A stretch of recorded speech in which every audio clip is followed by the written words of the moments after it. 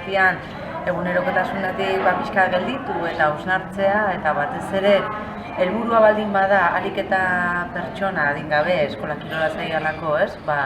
Jarduera fisikoan eta eskola kirolean parte hartzea, zoriontsu izatea eta espazio horiek bilatzen saiatzea, nik uste beti dela oso positiboa, eta ikusi dut, jendeak interesa handia daukala, eta honek ibilbide bat behar du, ez? Lana egin behar da.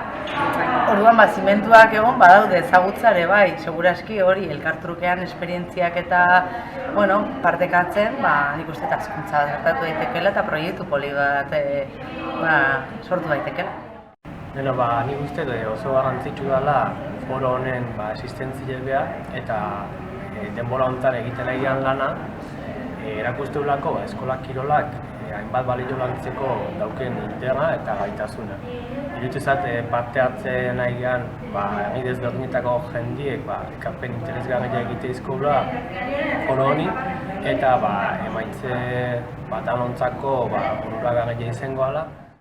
Gaurko saiotik jaso duten sentsazioak eta dira oso positiboak, indar askokin noa, izan ere gehien betetzen hauena da ikustea hainbeste jende leku ezberdinetatik eskola kirolarekin duten ardura eta gogoa gauzak ondo eta politxak itxeko aurren dako.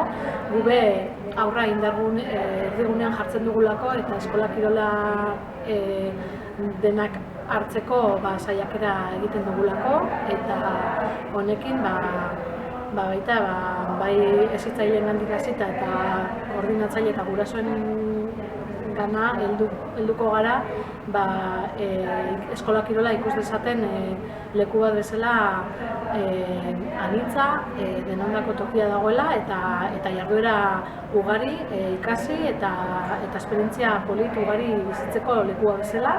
Euren kirol ibilbideen oinarria izan da, baliogarri izango dena ondorengo jarduerak indartsu hasteko eta aukera etzeko momentua heltzen denean, oinarri on batekin aukeratu ahal izateko beraien gustoko jarduerak, ezta? Eta gero baita ikustea zenbat lekutan egiten diren jarduera ezberdinak, saiakerak gauzak ondo itzeko eta eskola kirola bizia den gauza bat bizirik mantentzeko eta egoeretara eta momentuetara